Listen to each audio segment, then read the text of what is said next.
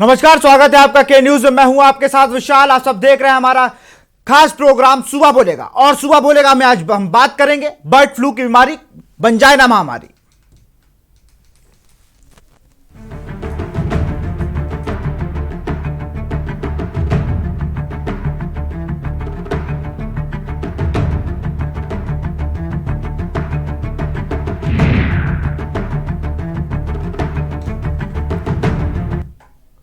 Corona vaccine आने पर राहत के बीच अब एक नया संकट गहराता दिखाई दे रहा है। देश के कई राज्यों में बर्ड फ्लू फैल गया है। राजस्थान, मध्य प्रदेश के बाद हिमाचल और केरल तक बर्ड फ्लू से दहशत मच गई है, जिसे देखते हुए राज्य सरकारों ने अलर्ट जारी किया है। केरल ने तो इसे राजकीय आपदा घोषित कर दिया है। मध्य प्रदेश में 23 दिसंबर से 3 जनवरी तक 376 कौवों की मौत हो चुकी है। इनमें सबसे ज्यादा 142 मौतें इंदौर में हुई हैं। इसके अलावा मंदसौर में 100, आगर मलवा में 112, खरगोन जिले में 13 और सीहोर में 9 कौवों की मौत हुई है। कोरोना के बाद अब बर्ड फ्लू ने हिंदुस्तान में खतरे की घंटी बजा दी है। इंदौर में बर्ड फ्लू की दस्तक, कौवों में मिला H5N8 वायरस। उज्जैन, भोपाल में भी अलर्ट जारी। कोरोना के बीच बर्ड फ्लू का कहर। अभी मध्य प्रदेश की प्रशासनिक राजधानी भोपाल और आर्थिक राजधानी इंदौर में कोरोना वायरस का कहर खत्म नहीं हुआ था कि अब बर्ड फ्लू ने दस्तक दे दी है। इंदौर में मृत मिले कौवों में बर्ड फ्लू वायरस की पुष्टि हुई है। इंदौर डेली कॉलेज में लगातार कौवों की मौत हो रही है। रविवार को मृत मिले 14 कौवों का परीक्षण करने पर उनमें 10 में H5N8 एवियन इन्फ्लुएंजा का पता लगाया है। H5N1 से लेकर H5N5 टाइप के बर्ड फ्लू वायरस को घातक माना जाता है। यह संक्रामक भी होता है। हालांकि H5N8 एवियन इन्फ्लुएंजा से सिर्फ कौवों की ही मौत हुई है। दूसरे पक्षियों एवं जानवरों में इस वायरस का संक्रमण नहीं मिला है। वायरस के मामले सामने आते ही नगर निगम और वेटनरी विभाग के डॉक्टरों की टीम मुस्तैद हो गई है। बेसिकली ये जो एवियन इन्फ्लुएंजा है और एवियन इन्फ्लुएंजा बर्ड्स में बहुत कॉमन बीमारी है। अच्छा, ये जो केस जो डिटेक्ट हुए हैं, जो दिल्ली कॉलेज में जो कौवों के जो स्वैब लिए गए, स्वैब से जो रिपोर्ट आई है वो H5N8 के पुष्टि हुई है। H5N8 जो है बेसिकली ये एवियन इन्फ्लुएंजा का वो टाइप है जो वाइल्ड जो बर्ड्स हैं उन बर्ड्स को कवर अप करता है और उनके लिए डेडली होता है। और अभी ह्यूमंस में उसका कहीं से कहीं तक कोई भी सिग्निफिकेंस अभी तक के प्रिवलेंस नहीं देखा गया है। स्वास्थ्य विभाग ने एहतियातन डेली कॉलेज के आसपास के इलाकों में रह रहे लोगों की स्क्रीनिंग करवाई तो 11 लोगों में सामान्य सर्दी खांसी के लक्षण मिले। डेली कॉलेज में 29 दिसंबर को कौवों की मौत का मामला पहली बार सामने आया था। अब तक 100 से अधिक कौवों की मृत्यु हो चुकी है। इनके सैंपल भोपाल स्थित प्रयोगशाला भेजे गए थे, जहां परीक्षण में कुछ मृत कौवों में H5N8 एवियन इन्फ्लुएंजा वायरस के लक्षण की पुष्टि हुई है। वहीं भोपाल में बर्ड फ्लू को लेकर अलर्ट जारी किया गया है तो उज्जैन में बर्ड फ्लू बीमारी ने दस्तक दे दी है। बर्ड फ्लू बीमारी के चलते गट्टिया तहसील में 5-6 कौवों की मौत हो गई है, जिसके बाद अलर्ट जारी कर 2 मृत कौवों के सैंपल भोपाल लैब भेजे गए हैं। वन अधिकारियों को पक्षियों की मौत की निगरानी के निर्देश दिए गए हैं। स्पेशल डेस्क के न्यूज।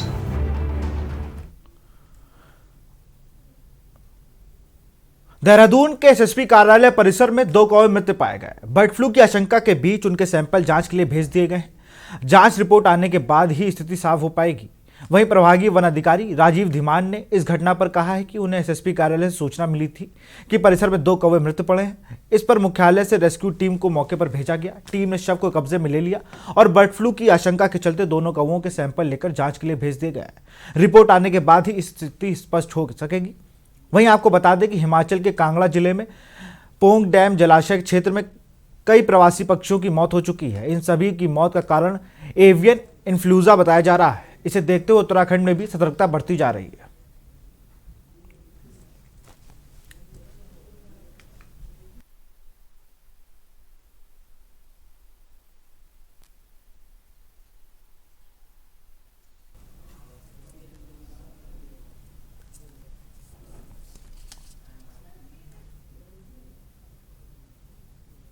और इन सब पे चर्चा करेंगे। हमारे साथ गणेश तिवारी, संवाददाता इंदौर से जुड़े हुए हैं, और डॉक्टर प्रभात तिवारी, पशु चिकित्सक इंदौर से जुड़े हुए हैं। आप दोनों का बहुत बहुत स्वागत है के न्यूज में। सबसे पहला सवाल प्रशांत जी आपसे, बर्ड फ्लू, कोरोना के बाद अब बर्ड फ्लू ने दस्तक दे दिया भारत में। ये कहीं ना कहीं घातक है पक्षियों के लिए, लेकिन जो डॉक्टर्स बता रहे हैं कि जिस तरह से ये जो वाइल्ड, मतलब जो जंगली पक्षी हैं, उन पे ज्यादा घातक है। बात बिल्कुल सही है कि बर्ड फ्लू, नाम ही बर्ड फ्लू से लगता है कि ये पक्षियों के लिए घातक होना है। और चूंकि वायरस, सबके सारे वायरस का टाइप ऑलमोस्ट एक जैसे ही होता है, और ये इन्फ्लुएंजा, जैसे हम कोरोना में भी हमें रेस्पिरेटरी सांस की नली में लक्षण मिलते हैं, वैसे ही इस बीमारी में भी सांस की नली में लक्षण मिलते हैं। तो वायरस का कहीं ना कहीं एक दूसरे से मेल जैसा होना है, दोनों का लक्षण एक जैसे होते हैं बीमारियों के। अब रहा पक्षियों का सवाल, तो ये बीमारी केवल पक्षियों में होती है, ये बात बिल्कुल सही है। लेकिन सामान्यतः विश्व के कई हिस्सों में देखा गया कि बर्ड फ्लू से इंसानों में भी कुछ असर हुआ, मतलब होता ही है, ये निश्चित बात है। लेकिन अभी जो दुर्घटना हो रही है कौवों के माध्यम से, उसमें ये जो वायरस मिला है, ये इतना कमजोर वायरस है कि ये किसी भी स्तर पर मनुष्य को अफेक्ट कर नहीं पाएगा, ये बात निश्चित बतौर है। और जहां तक रहा सवाल वायरस का, तो अभी तक केवल कौवों में ही लक्षण दिख रहे हैं मध्य प्रदेश क्षेत्र में। कौवों के अलावा अभी दूसरे और किसी पक्षी में किसी तरह के लक्षण मिले नहीं है।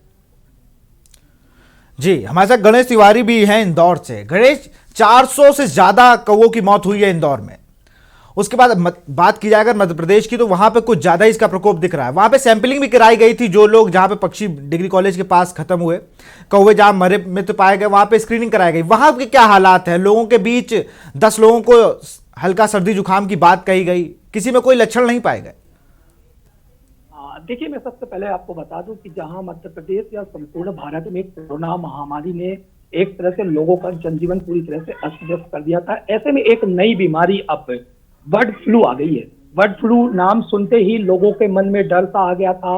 लोग काफी इससे डरे हुए आ रहे थे, समझ में आ रहे थे। और अचानक से इंदौर के डेली कॉलेज में करीब 300 से 400 कौवों का मृत पाया जाना एक अपने आप में निश्चित तौर पर एक डर का माहौल पैदा करता है। वही जब इसका परीक्षण किया गया, करीब 14 कौवों का परीक्षण किया गया, तो उसमें बर्ड फ्लू की आशंका जताई गई और उसकी पुष्टि भी हुई, साफ तौर पर हुई। जिसपे हालांकि यहाँ पे जैसे स्वास्थ्य विभाग की टीमों से भी मेरी बातचीत हुई, हमारी बातचीत हुई, जू प्रबंधन से भी बातचीत हुई, तो निश्चित तौर पर इसका जो उनका साफ तौर पर कहना था कि जो यह बर्ड फ्लू है, इसका कहीं ना कहीं ह्यूमन बॉडीज पर इसका कोई इफेक्ट नहीं पड़ेगा, लेकिन पशु पक्षियों में भी और अन्य बीमारियों पर भी इसका किसी तरह से असर ना हो, इसके लिए लगातार जू प्रबंधन है, स्वास्थ्य विभाग की टीम है, प्रशासन है, लगातार अमला पूरी तरह से इस पे कार्य कर रहा है और दवाइयों का छिड़काव कर रहा है, ताकि किसी तरह का लोगों को खतरा का सामना न करना पड़े। जी, प्रशांत जी, मैं आपके पास आऊंगा। जिस तरह से केरल ने इसको राजकीय आपदा घोषित कर दिया, लोग बर्ड फ्लू के नाम से नॉनवेज से दूर होने लगते हैं। वो कहते हैं कि अब इनके मांस से भी शायद हम लोग को बर्ड फ्लू हो सकता है। क्या इसमें कितनी सच्चाई है? देखिए, वायरस तो है और अफेक्ट कर सकता है, ये बात बिल्कुल सच है। लेकिन जहां तक रहा वायरस के इफेक्ट का, आज भी हिंदुस्तान में अधपका या कच्चा मांस कभी कहीं नहीं खाया जाता। हमारे देश में आज भी मांस को अच्छी तरह उबाल कर पकाकर खाने का ट्रेंड है। तो जो वायरस की पोटेंसी है, वायरस की पैथोजेनिसिटी कहते हैं हमारी भाषा में, उसको जो बीमारी फैलाने का जो उसका लक्षण होता है, 40 से 45 डिग्री पे वायरस खत्म हो जाता है। हमारे यहाँ जो बॉयल होता है पानी, वो 100 डिग्री पे होता है। सबसे पहले तो वायरस यूं ही खत्म होना है। घर में अगर कोई चिकन लेके आता है, उसको बढ़िया फिटकरी के पानी से वॉश कर लीजिए, वॉश करके उसको पानी में उबाल लीजिए और आराम से खा सकते हैं। लेकिन इन सब चीजों से तो बीमारी होना ही नहीं है। लेकिन अगर वायरस फैला हुआ नहीं होता है और सांस के रास्ते अगर जाता है हवा के माध्यम से, जैसा कि आपको पता है सेम लक्षण कोरोना के मिलते हैं, कोरोना में हुआ है कि नाक पे हाथ लगाने, मुंह पे हाथ लगाने से वायरस या आंख पे हाथ लगाने से वायरस जाता है, उसी तरीके से वायरस अफेक्ट करेगा। और इसकी पैथोजेनिसिटी भी जैसे कोरोना वायरस की उतनी ही रहेगी कि सांस नली में खांसी, सर्दी, खांसी, बुखार, उससे ज्यादा कुछ भी नहीं कर पाएगा। लेकिन फैलने से रोकने के लिए हमें यह निश्चित देखना पड़ेगा कि जो वायरस की स्ट्रेन है, जैसे मनुष्यों में H5N1 वायरस सबसे ज्यादा घातक माना गया है। अभी ये H5N8 जो इतना कमजोर वायरस है कि बर्ड फ्लू के नाम से चिकन, मटन, अंडे वगैरह के लिए घबराने की जरूरत ही नहीं है आज की तारीख में। आप जैसा कि डेली कॉलेज का बता रहे हैं, स्क्रीनिंग कर रही, मैं खुद, मेरा क्षेत्र है वो, मेरा स्टाफ गया था वह स्क्रीनिंग करने के लिए। सामान्य सर्दी खांसी के लक्षण मिले 10-11 लोगों में, जो कोरोना में मिलते वो लक्षण में नहीं थे, जो केवल मौसम के कारण पाए गए थे। तो उसको मेंशन करना कि इतने लोगों को खांसी हुई या इतने लोगों को सर्दी हुई, ये बहुत सामान्य सी बात है, उसको मेंशन करने की जरूरत भी नहीं है, और उसका बर्ड फ्लू से वो लेना देना भी नहीं। प्रशांत जी, इसमें लक्षण क्या होते हैं? अगर जैसे बात की जाए इंसानों में, अभी तक कोई केस ऐसा आप लोग के सामने आया हो जहां पर बर्ड फ्लू से इंसान को काफी ज्यादा संक्रमित हो गया और मौत हो गई हो? आप लोग के सामने कोई केस आया हो? आज तक एक भी बर्ड फ्लू का लक्षण नहीं हमने नोटिस नहीं किया मध्य प्रदेश में, एक भी लक्षण नहीं मिला है। 2009-10 में भी बर्ड फ्लू की काफी बातें हुई थी, सब कुछ हुआ था, हम लोगों ने भी जाकर गांव-गांव में जाकर हमने देखे थे कितने बर्ड्स कहाँ-कहाँ अफेक्टेड हैं। कहीं आज तक किसी तरह का बर्ड फ्लू का एक भी केस मध्य प्रदेश में रजिस्टर्ड नहीं हुआ है। मध्य प्रदेश में, मैं इंदौर की बात नहीं कर रहा हूँ, कहीं रजिस्टर्ड नहीं हुआ है। रहा लक्षण का सवाल, तो इसमें भी सर्दी, खांसी, बुखार, यही सामान्य लक्षण है, और इसके अलावा कोई एक्स्ट्रा लक्षण नहीं। ये सारे लक्षण जो निमोनिया से लगाकर swine flu, bird flu, corona, सबके एक जैसे लक्षण पाए जाते हैं। सबके लक्षण में बुखार, सर्दी, खांसी होना है, बस ये सामान्य लक्षण है। वो तो हम स्क्रीनिंग करते हैं, टेस्टिंग करते हो, समझ में आता है कि वायरस कौन सा है। बिल्कुल। प्रशांत जी, रोकना चाहूंगा। गणेश जी, एक बात बताइए, 300 से ज्यादा कौवों की मौत हो गई मध्य प्रदेश में, प्रशासन जागा या नहीं? प्रशासन ने क्या नई चीज, मतलब क्या नीति अपनाई? क्या इतने कौवे मर रहे हैं, इनकी स्क्रीनिंग हो गई एक मोहल्ले की, और बाकी जगह क्या हाल है? आगर मलबा में 142 लगभग कौवे मर गए हैं, और जगह क्या हाल है? एक जगह की अगर बात करें इंदौर के अलावा और जगह पर जैसे बात की जाए कि जिस तरह से प्रशासन टीम भेज रहा है, क्या हर जगह टीम पहुंच पा रही है? देखिए, सबसे पहले मैं बात करूं कि इंदौर की बात करूं तो हालांकि इंदौर में जो प्रशासनिक अधिकारी है वो पूरी तरह से अलर्ट में है, स्वास्थ्य विभाग भी पूरी तरह से अलर्ट में है। जैसे ही बर्ड फ्लू का इंट्रोडक्शन आया था, तुरंत स्वास्थ्य विभाग ने वहां पर जाकर उसका छिड़काव भी किया। जैसा डॉक्टर साहब ने भी बताया कि जो H5N8 है, वो वायरस जो है वो ह्यूमन बॉडी पे उतना इफेक्ट नहीं करता है, और इवन उसका ज्यादा किसी तरह से पशु पक्षी पे भी दूसरे असर नहीं होता है। तो निश्चित तौर पर, लेकिन इसके बाद भी प्रशासनिक अधिकारी और स्वास्थ्य विभाग की टीम पूरी तरह से इस मामले में सचेत है। तो इंदौर की बात करें तो इंदौर में निश्चित तौर से ये चीजें देखी जा रही हैं, क्योंकि यहाँ पर कोरोना का भी काफी ज्यादा केसेस आ रहे थे, तो प्रशासन पहले से ही अलर्ट पर था, और जो सुविधाएं बरतनी चाहिए कोरोना के बचाव को लेकर, वही अब तुरंत जो सावधानियां बरती जा रही है वो बर्ड फ्लू को भी लेकर बरती जा रही हैं।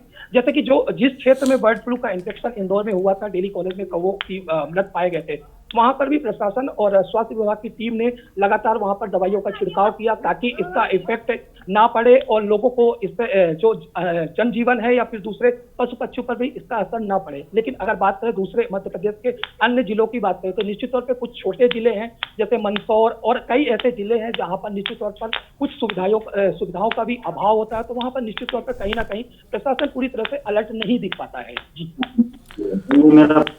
जी प्रवीण जी, जिस तरह से हरियाणा की अगर बात करूं मैं आपसे, आप पशु चिकित्सक हैं, आपसे बात की जाए अगर, तो लगभग 1 लाख मुर्गी और चूजे मर चुके हैं। आप कह रहे हैं कि घबराने वाली बात नहीं होती, आप फिटकरी के पानी से लाइए, उन्हें उबाल के खा सकते हैं, ये आपने बात बताई। लेकिन कहीं ना कहीं जब मुर्गियों पर अगर इस तरह से बढ़ता जाएगा तो कहीं ना कहीं डरने वाली बात है। अभी सही आ रहे हैं प्रवीण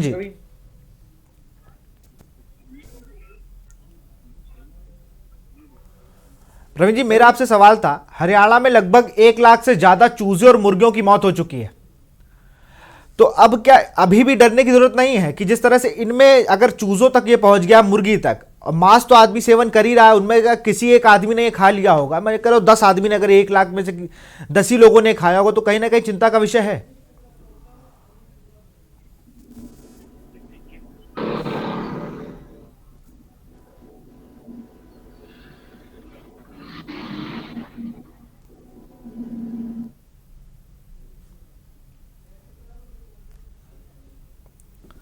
चलिए, आप तो इसी तरह हम लोग के साथ प्रवीण तिवारी जी जुड़े हुए थे, पशु चिकित्सक। उन्होंने बताया कि मांस के आपको खाने से जो लोग डरे हुए थे, जहां पर बात की जा रही थी, हाँ, उस डैम के अगर बात की हिमाचल की, तो वहां पर डैम के पास जो अंडा, मांस और मछली और जो और भी नॉनवेज के आइटम, उनको बेचने पर रोक लगा दी है डैम के पास, लेकिन और कहीं ये रोक नहीं है।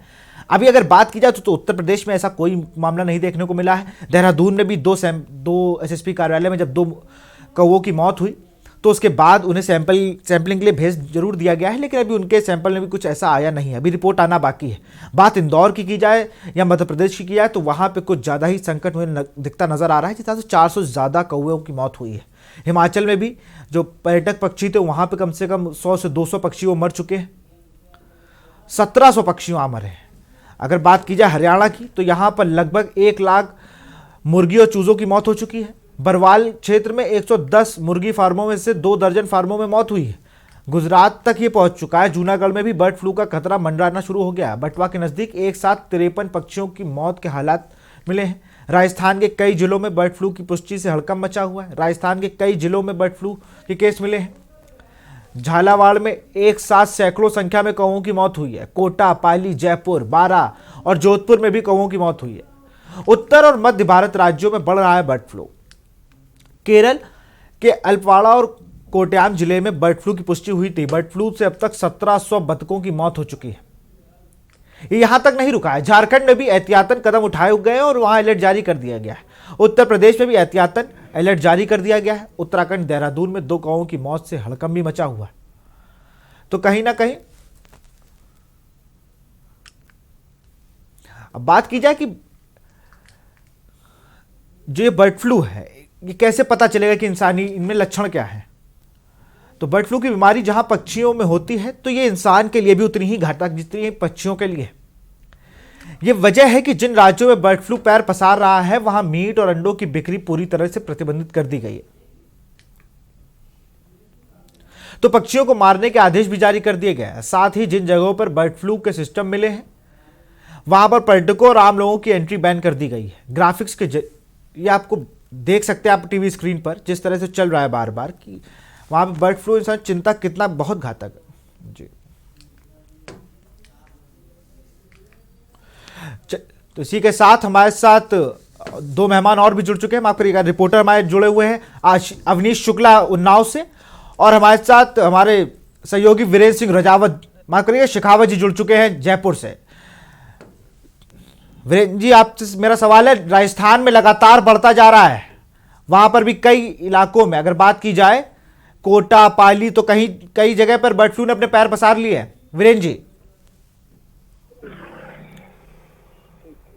जी बिल्कुल, जिस तरीके से राजस्थान के अंदर एक तरफ कोरोना महामारी फैली हुई है, उसी दरमियान अगर ये एक नई बीमारी सामने आती है तो उससे एक बात तो साफ तौर पर जाहिर है कि प्रशासन इस चीज को लेकर काफी अलर्ट भी दिखाई दे रहा है।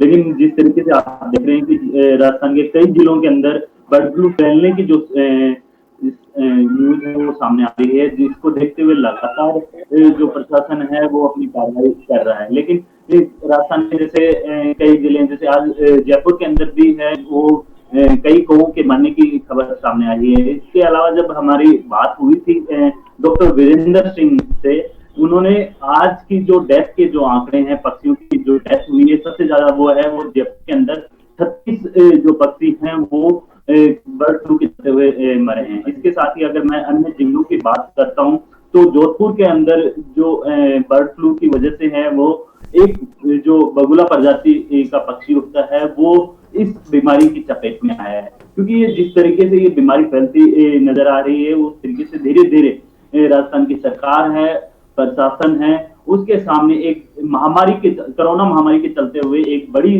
जो समस्या है वो एक और उभरती हुई सामने आ रही है। जी बिल्कुल वीरेंद्र जी, आपने बहुत बड़ी बात कही कि जिस तरह से लगातार सरकार के खिलाफ कोरोना के बाद अब ये महामारी आ गई है। अभी महामारी का रूप नहीं लिया है, लेकिन कहीं ना कहीं चिंता का विषय तो है। इसी बीच हमारे साथ कॉलर जुड़े हुए हैं। अकरम, अपनी राय रखिए। अकरम जुड़े हैं रुड़की से। नमस्कार सर। जी नमस्कार, अपनी राय रखें।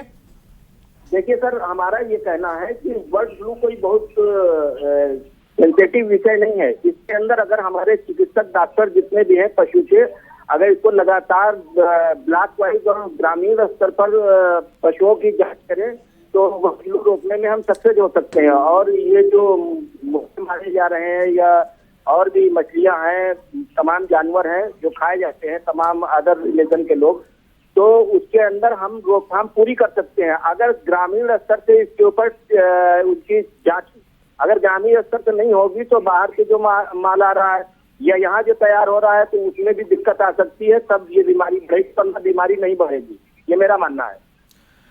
जी, बीमारी छोटी या बड़ी नहीं, बीमारी कोई भी हो उसे बढ़ने से रोकना, ये हमारा मकसद है, इसीलिए ये मुद्दा रखा गया है। बिल्कुल, धन्यवाद अपनी जानकारी रखने के लिए। हमारे साथ कॉलर उमेश जैन जुड़े हुए हैं मेरठ से। उमेश जी, अपनी राय रखिए। नमस्कार साहब। जी नमस्कार, अपनी राय रखिए। हाँ, मैं ये कहना चाह रहा था बर्ड फ्लू को रोकने के लिए, मैं ये कहना चाह रहा था जी उमेश जी, अपनी बात पूरी करिए। बर्ड फ्लू को रोकने के लिए साफ सफाई रखनी चाहिए और गुनगुना पानी पीना चाहिए, और इस समय जो है चिकन बिल्कुल नहीं खाना चाहिए, क्योंकि ये कभी भी हो सकता है। सावधानी से इससे दूर रहा जा सकता है। जी शुक्रिया उमेश जी अपनी राय रखने के लिए। प्रशांत जी, आपने सुना जिस तरह दर्शक डरे हुए हैं, ये दर्शकों के मन में ये अभी भी, लोगों के मन में अभी भी ये ख्याल है कि अगर आप मांस खाएंगे तो आपके बर्ड फ्लू हो जाएगा। इसको रोकने के लिए क्या किया जाए, इस पर कैसे समझाया जा सकता है? मैंने आपको पहले भी कहा था कि इस वक्त जो वायरस की जो स्ट्रेन अफेक्ट कर रही है वो H5N8 है। अभी जैसे हमारे गणेश तिवारी साहब ने भी बताया था आपको न्यूज के टाइम पर भी, H5N1 की जो स्ट्रेन होती है वो ह्यूमन में अफेक्ट करती है। वो स्ट्रेन तो अभी कहीं पता ही नहीं है उसका। पक्षियों का जहां तक मरने का सवाल है, तो वायरस का कोई सा भी सब टाइप हो, किसी भी सब टाइप से पक्षियों का तो मरना तय है अगर उनको हो गया है तो, क्योंकि ये कोई भी वायरल डिसीज का ट्रीटमेंट, कोरोना का कोई ट्रीटमेंट नहीं है। वैसे किसी भी वायरल डिसीज का कोई ट्रीटमेंट नहीं होता है, कोई इलाज ही नहीं है उसका, केवल वॉच करना है अगर उसकी इंटेंसिटी ज्यादा होती है। और दूसरा मैं आपको बताता हूँ कि जो पक्षियों को बर्ड फ्लू या जो ये वायरस अटैक किया है तो उसको मरना तय है, क्योंकि उसको ट्रीटमेंट तो मिलना है नहीं, ट्रीटमेंट उसका होना नहीं है। अब रहा सवाल, अभी जब तक वायरस की वो नई वाली स्ट्रेन, खतरनाक स्ट्रेन जो H5N1 है, जब तक वो नहीं मिलती है तब तक बर्ड फ्लू की महामारी इंसानों के लिए बोलना अभी उचित ही नहीं है। और अभी इस वक्त में जो अगर मीट में वायरस होता भी तो जैसे मैंने आपको बताया था, उसकी सफाई करें, अच्छी तरह उबाले, उसको निकालें और उसको गंदगी, उसके अंदर का मटेरियल वैसे ही फेंक दे, आटे वाटे सब जितना सिस्टम होता है उसको वैसे ही फेंक दिया जाता है। बढ़िया फिटकरी के पानी में धोए। अभी चिकन खाने, अंडे खाने से बर्ड फ्लू होने का प्रश्न ही नहीं उठता है। इसमें ये मतलब बेमतलब का डर बन के अपने मन में समा गया है कि बर्ड फ्लू है इसलिए अंडा मीट ना खाएं। आराम से चिकन खा सकते हैं, अंडा खा सकते हैं, लेकिन उसको बॉईल कर ले, कच्चा ना खाएं। वो सबसे सिंपल तो लॉजिक है। और रहा सवाल अटैक होने का, तो जो व्यक्ति पक्षियों के बीच में रहेगा, जहाँ जैसे पोल्ट्री फार्म्स हैं और जहाँ जहाँ पक्षी रहते हैं बड़े घने पेड़ों के बीच में, वायरस वहां घूमेगा। इनमें कहाँ वायरस, डेड एनिमल में कहाँ वायरस मिलेगा? तो मेरा आप लोगों सभी से निवेदन है कि इस मैसेज पहला कि इस वक्त चिकन और अंडे बिल्कुल नुकसानदेह नहीं, क्योंकि वायरस का टाइप इतना खतरनाक है ही नहीं जो मनुष्यों पे असर करे। तो ये मन दर से हटा दीजिए इस वक्त खाने पीने का। वो तो बर्ड फ्लू का नाम आते हैं, लोग सबसे पहले हाथ धोएंगे कि चिकन नहीं खाए, अंडा नहीं खाए। जी आगे जी अवनीश, उन्नाव के पास अगर बात करें, नवाबगंज जो बर्ड सेंचुरी बनी हुई है, वहां पर एहतियातन अलर्ट मोड पे तो उत्तर प्रदेश सरकार ने कर दिया है कि बर्ड फ्लू थोड़ा सतेज रहना है। अभी कोई केस नहीं निकला है। वहां के प्रशासन ने क्या किया है? बर्ड सेंचुरी के प्रशासन ने क्या अलर्ट वहां पर जारी हुआ है? अभी नहीं चुका है और शासन प्रशासन पूरी तरह से मुस्तैद है कि यहाँ पर अभी तक का तो कोई बर्ड फ्लू का कोई केस पाया नहीं गया है, परंतु शासन पहले से ही यहाँ पर सचेत हो रखा है कि किसी भी पूरी तरीके से तैयारी कर रखी है कि किसी भी प्रकार से अगर कोई केस ऐसा आता है तो उसकी तुरंत सूचना दी जाएगी और उसको लेकर वन विभाग, जो पक्षियों से रिलेटेड जो डॉक्टरों की टीम है और उनका जो देख करता है, उन लोगों को अलर्ट मोड पर रखा गया है कि किसी भी प्रकार की अगर कोई भी घटना इस प्रकार की प्रतीत होती है या कोई भी सिम्टम किसी भी उसमें जानवर में या बर्ड में या चिड़िया में दिखाई देता है अगर, तो उसको तत्काल सूचित किया जाए और उसके लिए उचित उस पर ट्रीटमेंट किया जाए। जी, मतलब अभी छिड़काव दवाइयां उनको, मतलब वहां पे छिड़काव कराया जा रहा है दवा के, बस वही हो रहा है। आपके पास आऊंगा वीरेंद्र जी, जिस तरह से राजस्थान में हर बार, इससे अगर पहले बात की जाए तो जैसे राजस्थान में कोरोना के लिए टीना डाबी एडीएम थी, उन्होंने अपने शहर को जैसे कंट्रोल किया था, वहां पे मतलब हर बार रोल मॉडल टेल करता है कि जो भी वायरस आएगा उसके लिए अलग से राजस्थान में कुछ तैयारियां होती है। इसके लिए क्या नई तैयारियां हैं बर्ड फ्लू को रोकने के लिए? बहुत बड़ी बीमारी है भी और नहीं भी, लेकिन इसको रोकने के लिए क्या तैयारी की है अभी सरकार ने? जी बिल्कुल, जिस तरीके से कोरोना महामारी के चलते हुए बांसवाड़ा एक पूरे देश के लिए मिसाल बनी थी, उसी तरीके से अभी जैसे बर्ड फ्लू के जिस तरीके से केस राजस्थान में बढ़ते जा रहे हैं, क्योंकि अभी तक राजस्थान के अंदर टोटल 522 जो पक्षी हैं वो बर्ड फ्लू के चलते हुए मरे हैं। इसके साथ ही आपको बता दें कि पाली जो जिला है राजस्थान का, वहां पर और उसके जो आसपास का इलाका है वहां पर धारा 144 लागू कर दी गई है, क्योंकि वहां पर सबसे ज्यादा जो पक्षियों की डेथ हुई है उसी के चलते हुए। क्योंकि अभी जिस तरीके से हमारे जो पैनलिस्ट हैं डॉक्टर प्रशांत तिवारी जी, उन्होंने भी कहा था कि जो इंसान के अंदर जो ये बीमारी है वो H1N के तहत फैलती है, क्योंकि ये जो बर्ड फ्लू है वो लगातार पक्षियों के अंदर फैल रहा है, क्योंकि अभी तक इंसानों में फैलने का अभी तक कोई भी केस सामने नहीं आया है। जिस तरीके से अगर मैं राजस्थान सरकार की बात करता हूँ तो राजस्थान की सरकार है, जो स्वास्थ्य विभाग है वो अपनी पूरी तैयारी किए हुए है। जी जी, जिस तरह प्रशांत जी, जिस तरह से लगातार इतनी मौतें हो रही हैं, राजस्थान में ये धारा 144 लगानी पड़ी। ये पक्षियों में बर्ड फ्लू आता कहाँ से, कैसे होता है? इनके मतलब कोई बीमारी होगी, कुछ फल खा लेते होंगे या कुछ करने से इनको फल मतलब पहुंचता कैसे इनके तक ये वायरस? बहुत सिंपल सा लॉजिक है। कोरोना कैसे आया? बहुत सिंपल सा, हम आपस में बहुत अच्छी तरह से को रिलेट करें। ये वायरस है, ये देखिए कोई सा भी वायरस हर वातावरण में हर जगह पाया जाता है, और जब उसको सामान्य अपना ग्रो उसको पैदा होने के लिए जैसे उसको वातावरण मिला कि वो अपने आप को फैलाना शुरू कर देता है। हम क्या बोलते हैं कि कोरोना में क्या हर आदमी कोरोना अफेक्ट करेगा, हर आदमी को कोरोना होगा जरूर एक बार, पर कई लक्षण नहीं दिखेंगे।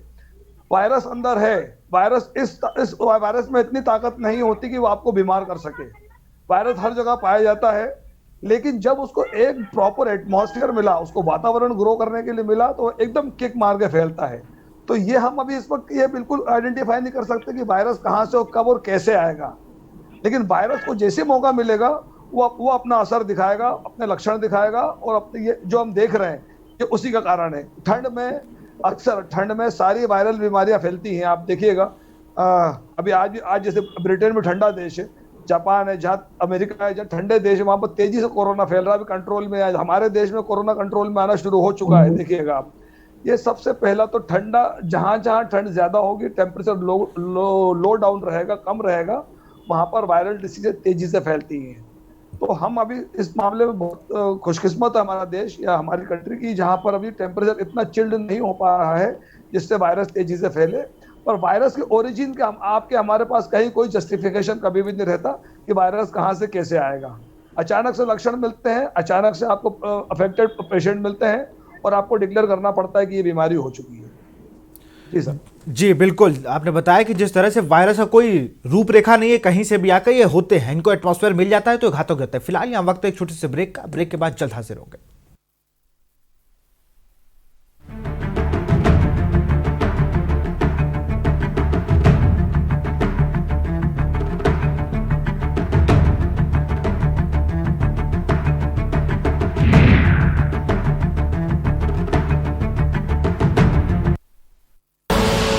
आप देख रहे हैं के न्यूज, खबरों का सारथी। विदिशा डिटर्जेंट की ओर से आप सबको happy new year. Happy new year. Vidisha detergent की ओर से आप सबको हैप्पी न्यू ईयर। फिट रहना है तो फिटनेस हेल्थ ऑयल ले आओ। You are correct. हैं? करेक्ट होता है बाबूली। सही बोले हैं, तो ले आइए फिटनेस हेल्थ ऑयल।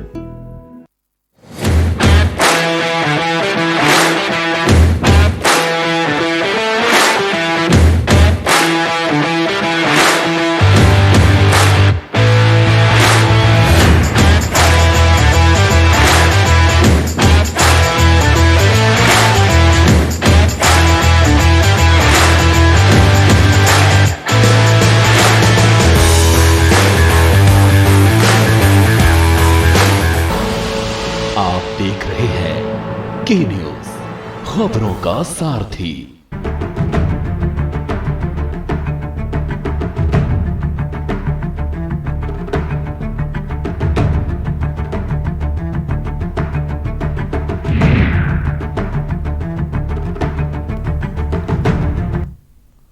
ब्रेक के बाद आपका स्वागत। आज हम लोग बात कर रहे थे बर्ड फ्लू कहीं बन जाए ना महामारी। इन सब पे चर्चा करने के लिए हमारे साथ पैनल जुड़ा हुआ है। हमारे साथ इंदौर संवाददाता गणेश तिवारी जुड़े हुए हैं। गणेश जी, जिस तरह से बात की जाए अगर, तो सबसे पहले मध्य प्रदेश में ही अलर्ट हुआ है केरल के बाद, वहां पर तुरंत अलर्ट हुआ, जिस तरह से इंदौर, मंदसौर, आगरमालवा, तो कहीं ना कहीं वहां का प्रशासन सचेत था। उनको जहां आभास हुआ कि यह बीमारी बढ़ सकती है, उन्होंने तुरंत एक्शन मोड पे आ गए। जी, निश्चित तौर पर देखिए, अगर मध्य प्रदेश की बात करें तो सबसे पहले अगर बर्ड फ्लू का जो इन्फ्लेक्शन आया है वो इंदौर में ही आया है। इंदौर में जब 29 दिसंबर को करीब 200 से 300 कौवों की मृतक पाए गए थे, उसके बाद ही प्रशासन अमला पूरी तरह से सचेत हो गया था और शक्के में आ गया था कि आखिर जो कौवों की मौत हुई है वो किस वजह से हुई है। जब उन्होंने पोस्टमार्टम किया तो पाया गया कि उनमें बर्ड फ्लू का इन्फेक्शन हुआ। हालांकि जो HN58 है वो उतना इफेक्टेड नहीं था और उस वायरस का ज्यादा इफेक्टेड नहीं था, फिर भी प्रशासन पूरी तरह से यहाँ पर मध्य प्रदेश की बात करें, इंदौर की बात करें या फिर मध्य प्रदेश के अन्य जिलों की बात करें, प्रशासन और सरकार पूरी तरह से पहले से ही अलर्ट पर थी। और बर्ड फ्लू का जैसे इन्फ्लेक्शन जब सरकार को और प्रशासन अमले को ज्ञात हुआ तो उन्होंने तुरंत इसके जो भी बचाव की सावधानियां बरतनी चाहिए वो तुरंत उन्होंने इसके सावधानियां बरतने के लिए इलाज किया और सभी जगह इसका दवाइयों का छिड़काव किया, ताकि अन्य जगहों पर इसका इन्फ्लेक्शन जो है कोरोना एक तरफ जहां कोरोना महामारी से लोग काफी परेशान हैं, हताश हैं, तो ऐसा ना हो कि बर्ड फ्लू की वजह से लोगों पर भी इसका इफेक्ट पड़े। इसको लेकर प्रशासन पहले से ही सत्ते पे था और इसके लिए लगातार जो प्रयास करने चाहिए उन्होंने प्रयास किए। जी वीरेंद्र जी, जिस तरह से मध्य प्रदेश में सबसे पहले बर्ड फ्लू की शिकायत आती है, उसके बाद राजस्थान पे आते हैं। राजस्थान की ओर वो बढ़ता है, वहाँ पर काफ़ी ज़्यादा मौत पक्षियों की होती है, कौवे बहुत ज़्यादा मर जाते हैं, हिमाचल में बतखें मर जाती हैं, हरियाणा में चूजे मर जाते हैं। तो कहीं ना कहीं राजस्थान ने भी अलर्ट मोड पे आ गया था। राजस्थान भी जिस तरह से जैसे ही उसको अब लगा कि अब कुछ ज़्यादा ही हो रहा, धारा 144 लगा दी गई। वहाँ पर मांस का जो वो था बिक्री उसको रोक दी जाती है। जैसे अंडा खाने के लिए लोग जो जहाँ पर ज़्यादा पक्षी में तो उस एरिया में अंडे और मांस की बिक्री पे बैन लगा दिया जाता है। तो कहीं ना कहीं सरकार पूरे प्रयास कर रही है कोरोना के बाद। अब जितनी बीमारियां या फ्लू के रूप में कोई वायरस आ रहा है उन पे कुछ ज्यादा ही अलर्ट मोड पर आ गए हैं हम लोग।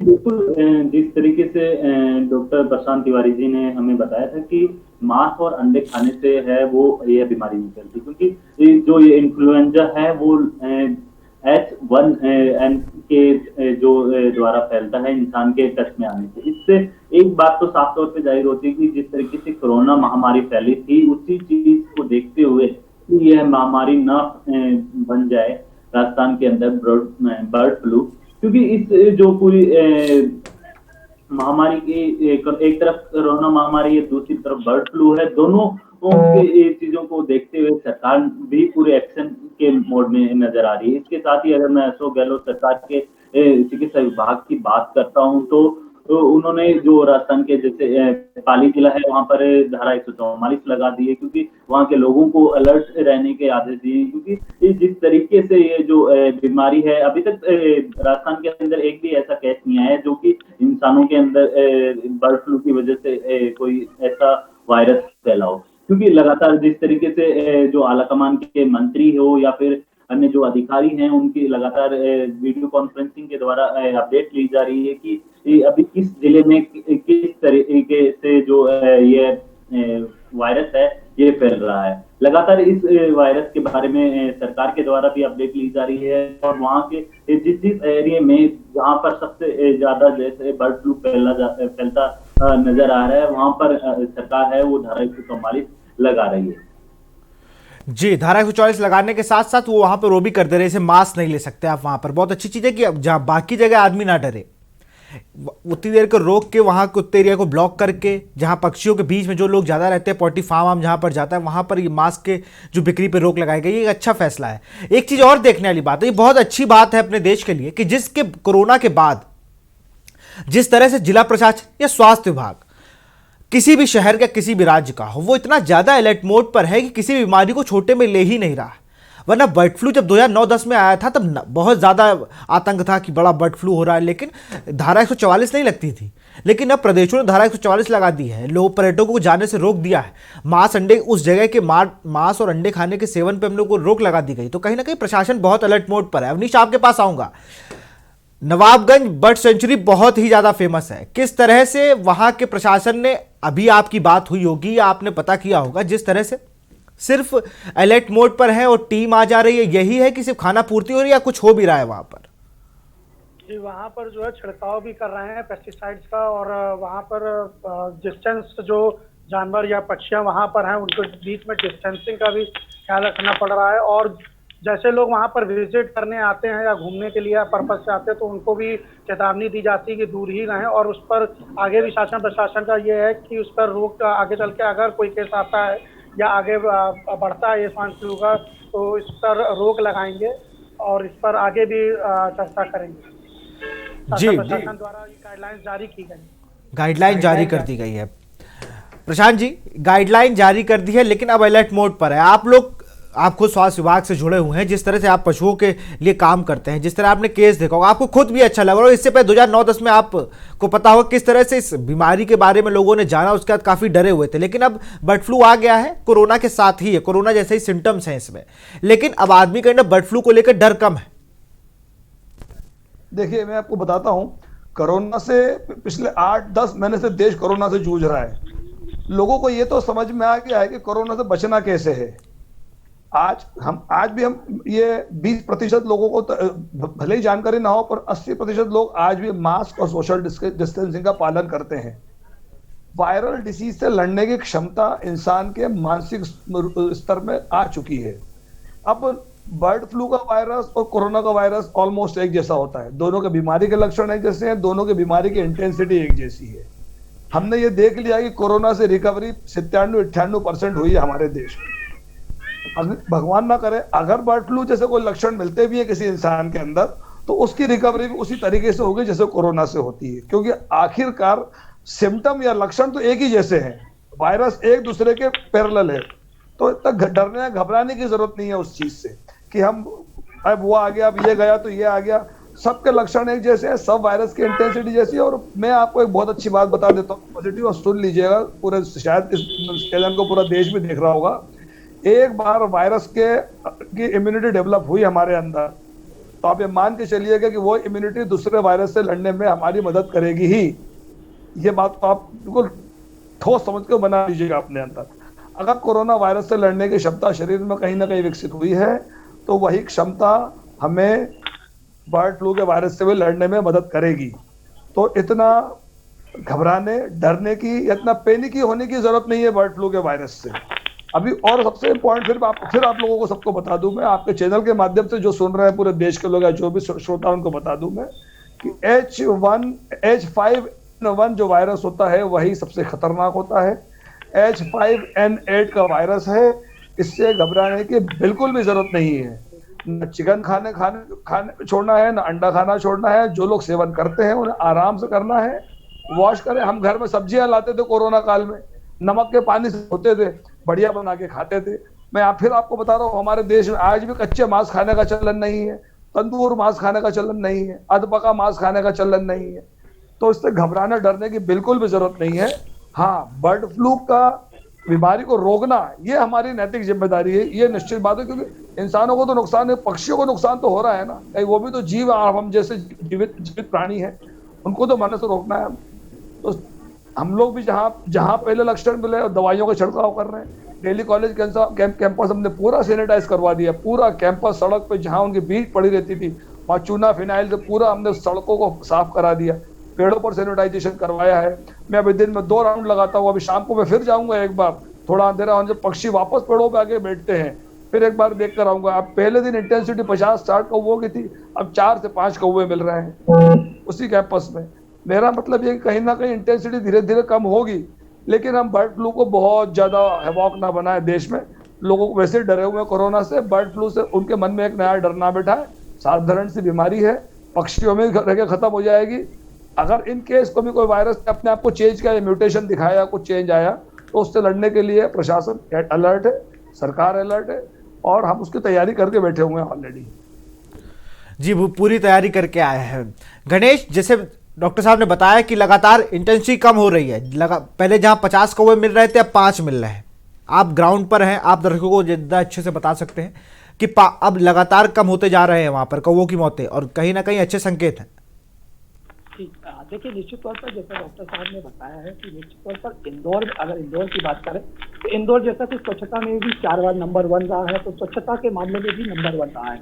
और निश्चित तौर पर कई ऐसी बीमारियां होती हैं जो कि गंदगी की वजह से पनपती हैं और वो कहीं ना कहीं लोगों के लिए कष्टदायक होती हैं और वो घातक रूप ले लेती हैं। इंदौर पहले भी स्वच्छ में नंबर 1 रहा है और इंदौर अभी भी जैसे भी कोई बीमारियां आती हैं तो उस मामले में भी नंबर 1 रहता है और उस बीमारियों को कंट्रोल करने में भी नंबर 1 रहता है। जैसा कि डॉक्टर साहब ने कहा कि जो H5N8 है वह एक छोटा सा वायरस है जो कि ज्यादा इफेक्टेड नहीं होता है। अगर H5N1 से लेकर H5N5 तक वायरस होता है तो उसके लिए डरने की जरूरत है या फिर स्वास्थ्य विभाग को भी इसके लिए सोचने पर मजबूर होता है। इंदौर में अगर बात करें, जैसे ही बर्ड फ्लू का इन्फेक्शन जब ज्ञात हुआ स्वास्थ्य विभाग के आप लोगों को, प्रशासन और स्वास्थ्य विभाग पूरी तरह से अलर्ट पर था और उन्होंने तुरंत इस पर जो भी संबंधित जिस जगह पर इसका जो बर्ड फ्लू का इन्फेक्शन जहां पर कहो कि मृतक पाए गए थे उस पूरे एरिया